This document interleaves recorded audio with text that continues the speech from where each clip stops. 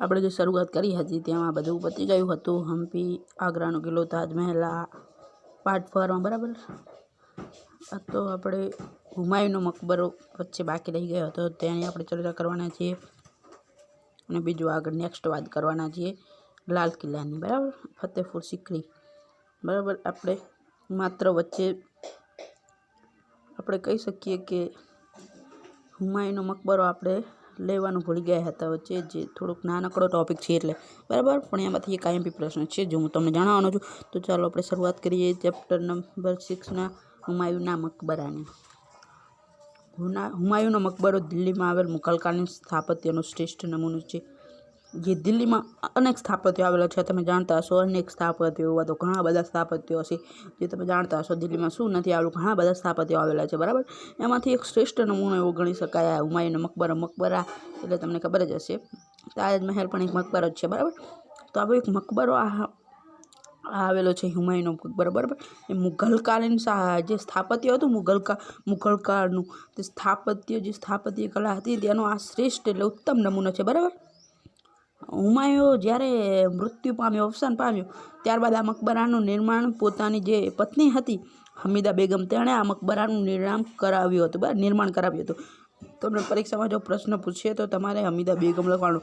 અને એવું પ્રશ્ન પૂછે કે હુમાયુના મકબરાનું નિર્માણ કોણે કરાવ્યું, ઘણીવાર કન્ફ્યુઝ કરવા માટે પૂછતા હોય છે, તો તમારે હુમાયુ નહીં લખવાનું, કારણ કે હુમાયુનું તો અવસાન થઈ ગયું હતું. તેનું નિર્માણ તેની પત્ની હમીદા બેગમે કરાવ્યું હતું, બરાબર. કદાચ IMP પ્રશ્ન છે આર્યો IMP, બરાબર. IMP કદાચ એકમ કસોટીમાં પણ આવી શકે.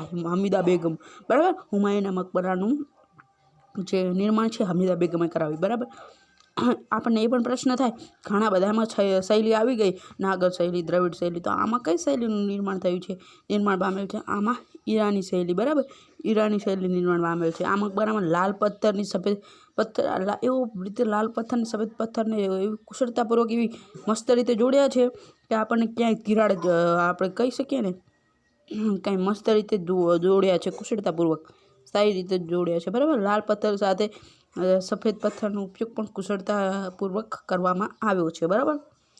તો આનો હતો. હવે આપણે આના થોડાક પ્રશ્નો જોઈ લઈએ, શું પૂછાઈ શકે. આમ તમને પૂછવામાં આવે, હુમાયુનો મકબરો કોણે બંધાવ્યો હતો? તો કે હમીદા બેગમે બંધાવ્યો હતો. કઈ શૈલીમાં નિર્માણ પામેલ? ઈરાની શૈલીમાં. કયા પથ્થરમાંથી બનાવેલ? લાલ પથ્થર અને સફેદ પથ્થરના ઉપયોગ આમાં કુશળતાપૂર્વક કરવામાં આવ્યો છે, બરાબર. શેના માટે બનાવ્યો હતો? હુમાયુના મૃત્યુ બાદ બનાવવામાં આવ્યો હતો, બરાબર. અને આ દિલ્હીમાં આવેલો છે, બરાબર. મુઘલકાલીન સ્થાપત્યનો શ્રેષ્ઠ નમૂનો છે.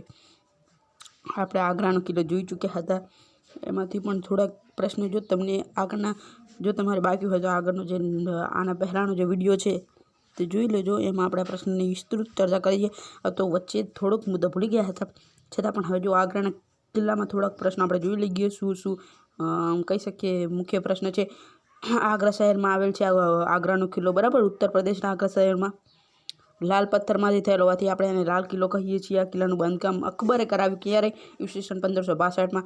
આગ્રાના કિલ્લા પર હિન્દુ અને ઈરાની શૈલીની સ્પષ્ટ છાપ જોવા મળે છે, બરાબર. બધા આગળમાં ઈરાની શૈલી હતી, આમાં હિન્દુ અને ઈરાની શૈલી છે, બરાબર. આપણે આગળ જોયું ને હુમાયુનો મકબરો, એમાં 70 ફૂટ ઊંચી દિવાલ પણ છે તેની. 1.5 માઇલ ઘેરાવો છે, જે ઘેરાવો હોય છે ને તે 1.5 માઇલ છે. તેની રચનામાં લાલ પથ્થરો એવી રીતે કુશળતાપૂર્વક ખૂબ જ સરસ રીતે જોડેલા છે કે ક્યાંય તિરાડ દેખાતી નથી. એની પણ આપણે વાત કરી હતી. જહાંગીર મહેલનું બાંધકામ કરાવ્યું હતું. IMP પ્રશ્ન છે. જહાંગીર મહેલમાં ગુજરાતી અને બંગાળી શૈલીના સ્થાપત્યની અસર છે, બરાબર. શાહજહાએ જિંદગીના અંતિમ દિવસો અહીં વિતાવ્યા હતા. આ બધું આપણે આની વિસ્તૃત ચર્ચા આપણે આગળનો જે વિડીયો હતો તેમાં કરી ચૂક્યા છીએ. તો જેને પણ તે બાકી હોય જોવાનું તો જોઈ લેજો, બરાબર. ઓકે. તાજમહેલ વિશે પણ આપણે વિસ્તૃત ચર્ચા કરી ગયા, એટલે ખાસ હવે ચર્ચા નહીં કરીએ તાજમહેલ વિશે. કેમ? કારણ કે આપણે આગળના વિડીયોમાં વિસ્તૃત ચર્ચા કરી ગઈ. શા માટે? તો કે આગ્રામાં યમુના નદી કિનારે તાજમહેલ આવેલ છે. 7 અજાયબીઓમાં પણ છે તે, બરાબર. શાહજહાએ પોતાની બેગમ મુમતાઝ મહેલની યાદમાં કરાવ્યું હતું. ક્યારે મુમતાઝ મહેલ મર્યા? 1630માં મુમતાઝ મહેલ મરી ગયા, બરાબર, અવસાન પામ્યા. 1631માં તાજમહેલ બાંધકામની શરૂઆત થઈ. 22 વર્ષ ગણો તમે, 22 વર્ષમાં તેનું નિર્માણ થયું. તો 1653માં તાજમહેલનું નિર્માણ થયું. ઘણા વર્ષો લાગ્યા, કારણ કે આ ખૂબ જ એવું મોંઘું કહી શકાય તેવું સ્થાપત્ય છે. તમે આની વિશે ઘણી વાર્તાઓ પણ સાંભળી હશે, કદાચ આપણને ખબર નહીં સત્ય ઘટના હોય અથવા તો કોઈ એવી અફવા હોય, પણ ઘણી બધી તેના વિશે વાર્તાઓ પણ છે. જો તમે સાંભળ્યું હોય તો કોઈ પણ કથા હોય પ્રાચીન, તેમાં તાજમહેલ વિશે, બરાબર. 22 વર્ષમાં તેનું નિર્માણ પામ્યું છે, બરાબર. અત્યારે તમે જોવા પણ જઈ શકો છો, ખૂબ જ અદ્વિતીય મકબરો છે આ, બરાબર. 7 અજાયબીઓમાં એવું નિર્માણ પામેલું છે, એટલે કેવો સરસ હશે. તો બહારથી આપણને આવો દેખાય છે, અંદરથી પણ કેવું હશે તો તમે વિચારો તો ખરી. બહારથી આપણને આવો દેખાય મસ્ત, તો અંદરથી કેવો હશે. બગીચા છે આજુબાજુમાં, જુઓ તમે, ખૂબ જ વસ્તી પણ જોવા આવે છે, એવા મુસાફરો ઘણા જોવા આવે છે. તેથી આપણે જવું જરૂરી છે, બરાબર. એટલે જરૂરી તો નથી, પણ કદાચ આપણે જો કોઈ ફરવાની જગ્યાએ જવું હોય તો અહીંયા પણ જાવ, ચોક્કસ જવું જ જોઈએ, બરાબર. આ 22 વર્ષમાં તેનું નિર્માણ થયું, બરાબર. એનું કાર્ય 1653માં પૂર્ણ થયું હતું, નિર્માણ કાર્ય. કુશળ શિલ્પીઓ અને ઈરાની, અરબી અને તુર્કીના જે કુશળ શિલ્પીઓ હતા, યુરોપીય શિલ્પીઓ હતા, તેમને રોક્યા હતા શાહજહાંએ. અદ્વિતીય જે સારામાં સારા મકબરા હોય ને તેમાં આ તાજમહેલની ગણના થાય. મુમતાજ મહેલનું નામ આ મકબરા દ્વારા દુનિયામાં આખામાં અમર થઈ જાય ને એની શાહજહાંની મનમાં ઈચ્છા હતી, બરાબર. તાજમહેલની સંપૂર્ણ ઇમારત કેવી રીતે? જો હવે તાજમહેલ વિશે થોડી ટૂંકમાં વાત છે. સંપૂર્ણ ઇમારત ઉત્તરથી દક્ષિણ તરફ લંબચોરસ આકારે છે, બરાબર. લંબચોરસ આકારે છે, તમે જોઈ શકો છો, લંબચોરસ આકારે છે. તાજમહેલની મધ્યમાં મુમતાજની કબર છે ને ચારે બાજુ ખૂબ 8 ખૂણાવાળી જાળી છે, બરાબર. તેની મહેરાબ પર જે મહેરાબ હોય તેની મહેરાબ તેના પર એક ઉક્તિ લખેલી છે, બરાબર. આ ઉક્તિ બધાને ખૂબ જ પસંદ આવે. સ્વર્ગ જેવો આ જે બગીચો છે તાજમહેલ, તેમાં પવિત્ર જે દિલોવાળા જે લોકો છે તેમનું સ્વાગત છે. આ આપણા વારસાને ગૌરવાન્વિત કરે છે, બરાબર. તાજમહેલ દેશ વિદેશના પ્રવાસીઓ માટે તાજમહેલ એક આકર્ષણનું કેન્દ્ર બની રહે છે. કોઈ પણ આમ લિસ્ટ બનાવે કોઈ અમેરિકાવાળા, કોઈ એવા માણસો કે આપણે ભારતમાં ફરવા જવું છે, તો આ તાજમહેલને જરૂર નામ લખે છે, તાજમહેલનું એમાં જરૂર નામ લખે છે, બરાબર. કારણ કે ખૂબ જ અદ્વિતીય મકબરો છે, આપણે પણ જવું જ જોઈએ. આપણા ભારતને ગૌરવ અપાવે તેવો આ વારસો છે આપણો તાજમહેલ, બરાબર. હવે આપણે વાત કરીએ લાલ કિલ્લાની. લાલ કિલ્લા વિશે હવે આજે આપણે ભણવાના છીએ. આ બધું તો આપણે આગળના વિડીયોમાં જોઈ રહ્યા છે. જો હજુ તમારે વિસ્તારપૂર્ણ સમજવું હોય તો આગળનો વિડીયો જોઈ લો, બરાબર. ચાલો હવે લાલ કિલ્લા વિશે ટૂંકમાં સમજવાનો છે આપણે. ટૂંકમાં તો નહીં, પણ જેટલું આપેલું છે તેટલું સમજશું. જો બીજી કંઈ ખબર હશે તો આપણે વાત કરીશું. આ દિલ્હીના સ્થિત છે, આ દિલ્હીમાં આવેલો જ આ કિલ્લો છે, બરાબર. આનું નિર્માણ પણ શાહજહાંએ જ કરાવ્યું હતું, એટલે તમારે યાદ રાખવું સરળ રીતે, બરાબર. પણ એમાં કન્ફ્યુઝ ન થતા લાલ કિલ્લો અને આગ્રાનો કિલ્લો, બરાબર. 2 કિલ્લા છે, પણ કદાચ એકમ કસ્ટડી માટે IMPમાં તમને મૂંઝવવા માટે પૂછી પણ શકે કે ભાઈ આગ્રાના કિલ્લા અને લાલ કિલ્લા વિશે જણાવો. તો આગ્રાના કિલ્લા વિશે જે આપણે આગળ જોઈ ગયા ને, તે આગ્રાનો કિલ્લો હતો. કોણે બંધાવ્યો? અકબરે બંધાવ્યો, ઈસવીસન 1562માં બંધાવ્યો. એ બધી તમારી વાત એમાં લખવાની હતી આગ્રાના કિલ્લામાં, બરાબર. ખૂબ જ સરસ રીતે તેના પથ્થરો પણ જોડેલા, આપણને કંઈ તિરાડ નથી દેખાતી, બરાબર. લાલ પથ્થરમાંથી બનાવેલ, તેથી અને આપણે લાલ કિલ્લો પણ કહીએ છીએ, બરાબર. પણ તે અને આ લાલ કિલ્લો બંને અલગ છે. એ આગ્રામાં આવેલો છે, આ દિલ્હીમાં આવેલો છે, બરાબર. હવે આને સમજો શું છે. દિલ્હી સ્થિત દિલ્હીમાં રહેલો આ લાલ કિલ્લાનું નિર્માણ કોણે કરાવ્યું? શાહજહાંએ કરાવ્યું. કઈ સાલમાં? ઈસવીસન 1638માં કરાવ્યું હતું. હા, આ પણ IMP પ્રશ્ન છે આપણા માટે. આ પણ ખૂબ જ મસ્ત વારસાનું આ નગર છે, બરાબર. કારણ કે અંદર ઘણી બધી એવી મસ્ત વસ્તુ પણ આવેલી છે, અંદર જોવાલાયક વસ્તુ છે. જો તમે આગળ વાત આવશે, બરાબર. ઈસવીસન 1638માં કોણે કરાવ્યું હતું નિર્માણ? શાહજહાંએ કરાવ્યું હતું, બરાબર. શાહજહાં ખૂબ જ કલાપ્રેમી હતો લખતા. જુઓ તમે, તાજમહેલનું નિર્માણ કરાવ્યું, આ લાલ કિલ્લાનું નિર્માણ કરાવ્યું. લાલ પથ્થરોમાંથી તૈયાર થયેલા કિલ્લામાં શાહજહાંએ પોતાની નામથી શાહજહાનાબાદ વસાવ્યું હતું. આ લાલ કિલ્લા જો અહીંયા પણ લાલ પથ્થરમાંથી તૈયાર થયેલું છે. આ જો લાલ પથ્થર તમને ચોખ્ખા દેખાતા જ હશે. અને આ કિલ્લાનું શાહજહાંએ પોતાના નામથી શાહજહાનાબાદ વસાવ્યું હતું, બરાબર. પોતાના નામથી શાહજહાનાબાદ અહીંયા વસાવ્યું હતું. આ કિલ્લાની અંદર દીવાને આમ અને દીવાને ખાસ, રંગમહેલ જેવી મનોહર ઇમારતો બંધાવી હતી. ઇમારતો પણ છે કઈ? દીવાને આમ, દીવાને ખાસ, રંગમહેલ જેવી મનોહર ખૂબ જ સુંદર ઇમારતો પણ બંધાવી હતી. દીવાને ખાસ જે આપણે અહીંયા વાત કરી તે અન્ય ઇમારતો કરતાં વધુ આમ તુલના કરીએ ને તો અલંકૃત, એટલે કે વધુ શણગારેલી છે, વધુ સરસ છે, બરાબર. તેની સજાવટમાં સોનું, ચાંદી, કિંમતી પથ્થરોનો અદ્ભુત સમન્વય થયો છે. અત્યારે તમે જુઓ સોના ચાંદીનો ભાવ ક્યાં 7મા આસમાન પર છે, અને ત્યારે આ દીવાને ખાસ છે ત્યાં સોનું, ચાંદી અને કિંમતી પથ્થરોથી અદ્ભુત જે સમન્વય, એટલે સાથે જે મિશ્રણ કરીને આ નિર્માણ કરાવેલ છે. કોનું? આનું આપણે દીવાને ખાસનું, બરાબર. એ પણ ખાસ યાદ રાખજો, બરાબર. હજુ પણ આપણે ઘણી વાત કરવાની છે આગળ. હવે તમે જોઈ શકો છો આગળ એક બીજું આવ્યું છે લાલ કિલ્લાની. જો અન્ય ઇમારતોની વાત કરીએ તો કઈ અન્ય બીજી ઇમારતો આવે છે? રંગમહેલ આવે, મુમતાજનો શીશ મહેલ, જ્યાં મુમતાજનો શીશ મહેલ છે તે પણ ત્યાં જ નિર્માણ પામ્યો છે, બરાબર. લાલ કિલ્લાની અન્ય ઇમારતો: રંગમહેલ, મુમતાજનો શીશ મહેલ એટલે આખા કાચનો બનેલો. તમે ઘણીવાર ફરવા ગયા હોય તો કાચના બનેલા જે આખું ઘર હોય કાચનું બનેલું, આપણને બધું કાચનું, આપણે ચારે બાજુમાં જોયું ને તો બધું કાચનું જ હોય, બરાબર. એવી રીતે મુમતાજનો શીશ મહેલ પણ અંદર આવેલો છે. ક્યાં? લાલ કિલ્લામાં. ક્યાં? દિલ્હીનો લાલ કિલ્લો, બરાબર. લાહોરી દરવાજો, બરાબર. લાહોરી દરવાજા પણ અહીંયા આવેલા છે. મીના બજાર, બરાબર. મીના બજાર આવેલ છે. મુઘલ ગાર્ડન વગેરે આકર્ષણોનો સમાવેશ થાય છે, બરાબર. આ જ કિલ્લાએ શાહજહાંએ કલાત્મક મયુરાસન, આ જ કિલ્લામાં જે શાહજહાં છે ને કલાત્મક મયુરાસન, આની વિશે તમે વાર્તા સાંભળીએ છીએ ઘણીવાર, આ લગભગ સત્ય લાગે છે. આ જ કિલ્લામાં શાહજહાંએ કલાત્મક એટલે કળાવાળું ખૂબ જ સુંદર મયુર આસન હોય ને, મોરનું આસન હોય, આપણે બેસવાનું, રાજા રજવાડાઓના બેસવાનું આસન હોય ને, તો મયુર આસનનું સર્જન કરાવ્યું હતું. જે નાદિર શાહ હતો, જે ઈરાનથી આવ્યો હતો, ઈરાન લઈ ગયો હતો, બરાબર. આ જે મયુરાસન ખૂબ જ સુંદર હશે, તેથી તે જોઈને ઈરાન લઈ ગયો, બરાબર. આ મયુરાસન હજુ એની પાસે જ છે. ક્યાં? ઈરાન. એટલે અત્યારે તો એ મરી ગયો હશે, પણ ઈરાનમાં જ હશે, હું કહું છું. કદાચ ના પણ હોય. લાલ કિલ્લો મુઘલ સ્થાપત્યની ઉત્કૃષ્ટ ઇમારતોમાં સ્થાન પામે છે, બરાબર. મુઘલ સ્થાપત્ય, જે મુઘલ સ્થાપત્યમાં ઘણી વાત સાંભળી હશે, મુઘલ સ્થાપત્ય તેમાંની જે ઉત્કૃષ્ટ, જે ખૂબ જ સરસ ગણી શકાય તેવી ઇમારતોમાં સ્થાન પામે છે. દરેક વર્ષે જે આપણે, આ તો તમે જાણતા જશો, આ તો કહેવાની જરૂર નથી, બરાબર. દરેક વર્ષે જે આપણો રાષ્ટ્રીય તહેવાર 26મી જાન્યુઆરી 15મી ઓગસ્ટ હોય, ત્યારે વડાપ્રધાન મોદી છે ત્યાં લાલ કિલ્લા ઉપર શું કરે છે? ધ્વજવંદન કરે છે, બરાબર. ધ્વજ ફરકાવે છે, બરાબર. એ તો આપણે જાણીએ જ છીએ, 15મી ઓગસ્ટ, 26મી જાન્યુઆરી, બરાબર. ચલો, હવે આપણે આના વિશે ટૂંકમાં એવી વાત કરી લઈએ, શું આપણે પ્રશ્નો તૈયાર કરવાની જરૂર છે. જો ટૂંકમાં કયા ગામમાં, હવે આપણે રિવિઝન છે એટલે કયા ગામમાં સમજી લઈશું.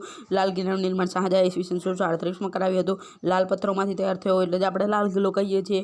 શાહજહાંએ પોતાનું નામ શાહજહાનાબાદથી અહીંયા વસાવ્યું હતું. આ કિલ્લાની અંદર દીવાને ખાસ અને રંગમહેલ જેવી મનોહર સુંદર ઇમારતો બંધાવી હતી. દીવાને ખાસ અન્ય ઇમારતોની તુલનામાં શું વધુ અલંકૃત છે. તેની સજાવટમાં સોનું, ચાંદી, કિંમતી પથ્થરોની અદ્ભુત સમન્વય મળેલો છે, બરાબર. લાલ કિલ્લાની ઇમારતમાં બીજી ઇમારતોની વાત કરીએ, અન્યમાં તો રંગમહેલ, મુમતાજનો શીશ મહેલ, લાહોરી દરવાજા, મીના બજાર, મુઘલ ગાર્ડન વગેરે આકર્ષણોનો સમાવેશ થાય છે. આ જ કિલ્લામાં કલાત્મક મયુરાસનનું સર્જન કરાવ્યું હતું, જેને નાદિર શાહ પોતાની સાથે ઈરાન લઈ ગયો હતો, બરાબર. આ તો ટૂંકમાં છે, બરાબર. આ તો તમને આવડી જ ગઈ, ખૂબ જ જાણતા હશો તમે આના વિશે થોડી ઘણી.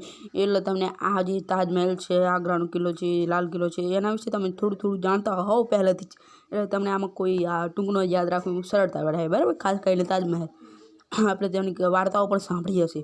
કોઈ પણ સબ્જેક્ટને આપણે વાર્તા તરીકે લઈએ ને તો ખૂબ જ સરળ બની જાય, બરાબર.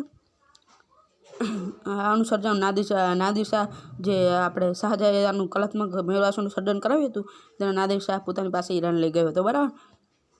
લાલ કિલ્લો મુઘલ સ્થાપત્યની ઉત્કૃષ્ટ ઇમારતોમાં એક નંબરમાં આવે છે, બરાબર. ટોપમાં આવે છે, બરાબર. દરેક વર્ષે રાષ્ટ્રીય તહેવારોના પ્રસંગમાં કિલ્લાનું થી ધ્વજવંદન ફરકાય છે, બરાબર. આ ઇમારત છે, આ તાજમહેલ ક્યાં? સોરી, લાલ કિલ્લો, બરાબર. એટલે તાજમહેલ તો મકબરો છે. હવે આવે ખૂબ જ સુંદર શહેર. આપણે આના વિશે પણ તમે ખાસ થોડુંક તો જાણતા જ હશો, આના વિશે પણ થોડીક જાણકારી આના વિશે પણ રાખવી જોઈએ. ખૂબ જ એવું સરસ ફતેહપુર સિકરી, જો તમે જાણતા હોય તો, બરાબર. ખૂબ જ સરળ છે. આની ટૂંકનો યાદ રાખવી, ખાસ કરીને જે આપણે એક રાજાને જાણીએ છીએ, અકબર રાજા, એમને જ બંધાવેલું આ શહેર છે, બરાબર. ટૂંકમાં વાત કરીએ તો ખૂબ જ સરસ શહેર છે. એક આપણે કહીએ ને નગર હોય, અંદર ઘણા બધા બગીચા હોય ને એવી બધી વસ્તુઓ આ શહેરમાં આવેલી છે, બરાબર.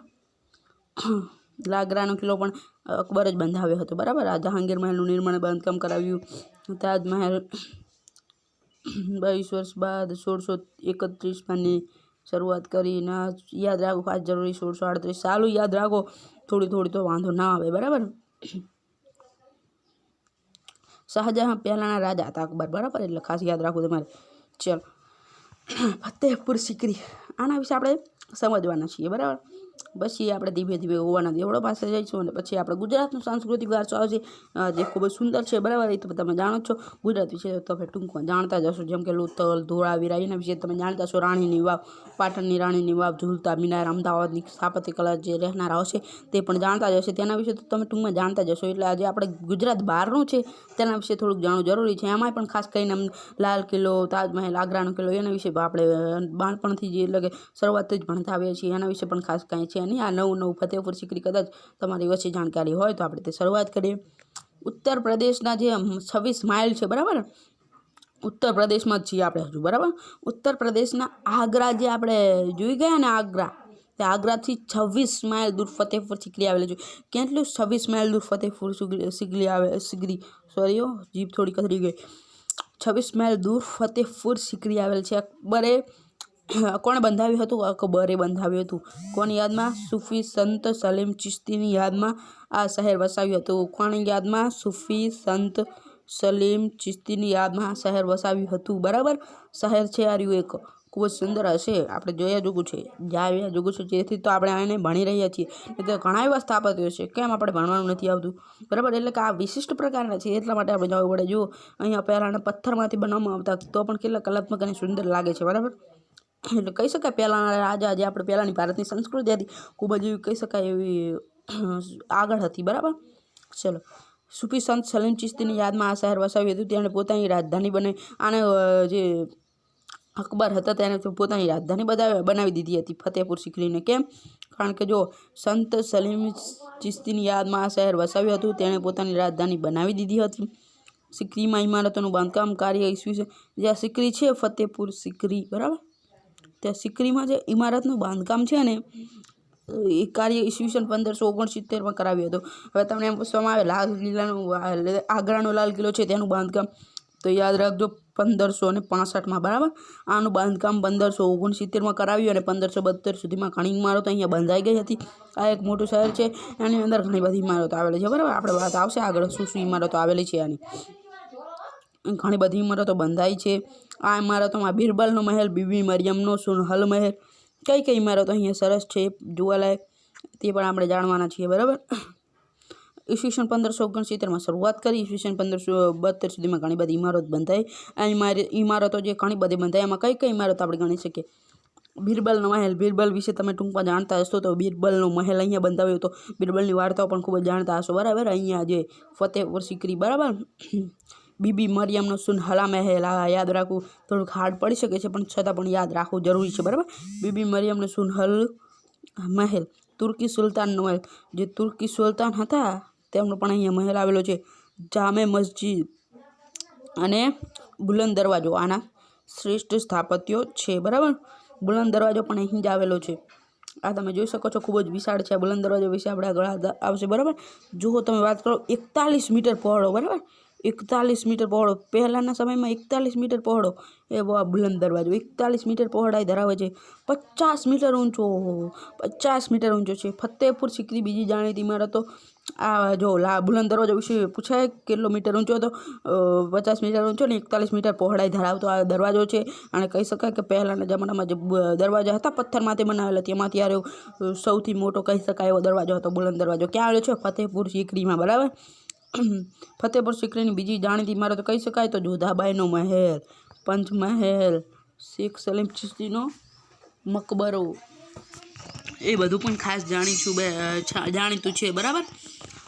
હવે દીવાને આમ દીવાને ખાસ આમ કન્ફ્યુઝ ન થતા હોય આપણે જે જોઈએ આગળ કિલ્લો દિલ્હીનો લાલ કિલ્લો એમાં પણ દીવાને આમને દીવાને ખાસ આવ્યું હતું પણ ખાસ યાદ રાખવું આ ફતેહપુર સિકરીના દીવાને આમ અને દીવાની ખાસ છે. અને બીજું જ્યોતિષ મહેલ નોંધપાત્ર સ્થાપત્યો છે. હજુ આપણે ઘણું જોવાનું બાકી છે.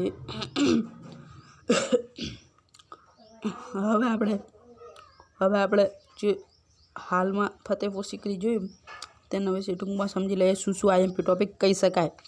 તો કે ઉત્તર પ્રદેશના આગ્રાથી 26 માઇલ દૂર આવેલું નગર છે આ ફતેહપુર સિકરી. અકબરે સૂફી સંત સલીમ ચિશ્તીની યાદમાં આ શહેર વસાવ્યું હતું. તેણે પોતાની આને રાજધાની બનાવી દીધી હતી. બરાબર. અકબરે આને સિકરીમાં ઇમારતોનું બાંધકામ કાર્ય ઈસવીસન 1569માં શરૂઆત કરી. 1572 સુધીમાં ઘણી બધી ઇમારતો અહીંયા બંધાઈ ગઈ.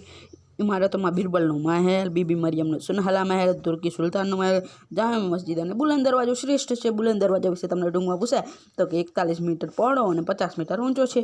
સિકરીમાં બીજી બધી જાણીતી ઇમારતો આપણે બીજી કહી શકાય તો જોધાબાઈનો મહેલ, પંચમહેલ, શેખ સલીમ ચિશ્તીનો મકબરો, દીવાને આમ દીવાને ખાસ અને જ્યોતિષ મહેલ નોંધપાત્ર છે. હવે આપણે ગોવા પહોંચી ગઈએ અહીંયાથી થોડા આગળ. ગોવા. ચાલો ગોવા વિશે આપણે ટૂંકમાં સમજવાના છીએ. ગોવાની વાત કરવાની છે આપણે. ચલો હવે આપણે ગોવાના દેવળો વિશે વાત કરવાની શરૂઆત કરી દઈએ. ગોવાના દેવળો. બરાબર. હવે તમને સમજ પડી જ જશે કે આ દેવળો એટલે શું. પોર્ટુગીઝો આપણે વાર્તા સાંભળીએ, વાર્તા તો નહીં પણ સત્ય ઘટના કહી શકાય, જે અમેરિકાનો અને બ્રિટનો, અમેરિકન તો નહીં પણ બ્રિટન ને જે ફ્રેન્ચાઇઝ ને એ બધા લોકો ભારતમાં આવ્યા હતા ત્યારે પોર્ટુગીઝો પણ રાજ કરવા આવ્યા હતા. ત્યારે આપણે ભણવામાં આવે છે કદાચ ધોરણ 9માં, ત્યાં ભણવામાં આવતા આપણે જોયું હતું કે પોર્ટુગીઝો પણ આવ્યા હતા. સૌપ્રથમ તેમણે જે દિલ્હી ગોવા છે તેને એમની રાજધાનીનું નગર બનાવ્યું હતું, બરાબર.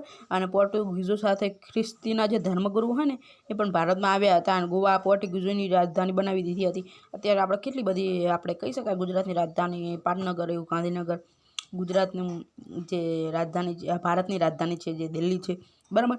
અહીં તો એવી રીતે પોર્ટુગીઝોએ જે આવ્યા શરૂઆતમાં ત્યારે પોતાની રાજધાની ગોવાની બનાવી દીધી હતી, બરાબર. અને ખ્રિસ્તી ધર્મના ધર્મગુરુઓ પણ તેમની સાથે ભારતમાં આવ્યા હતા, બરાબર. ખ્રિસ્તી ધર્મ અહીં બેસાલિફા ઓફ બોમ જીસસ, યાદ રાખવું ખૂબ જ અઘરું છે. બેસાલિફા ઓફ બોમ જીસસ, જો બેસાલિફા ઓફ તમે યાદ રાખો અને પાછળ જીસસ યાદ રાખો, પછી અહીંયા વચ્ચે તમારે ગુડ અથવા તો કહી શકાય બોમ્બ, બરાબર. ગુડ અથવા બોમ્બ મેળવી દો એટલે તમને બે નામ બની જાય, બેસાલિફા ઓફ બોમ્બ જીસસ કે બેસાલિફા ઓફ ગુડ જીસસ, બરાબર.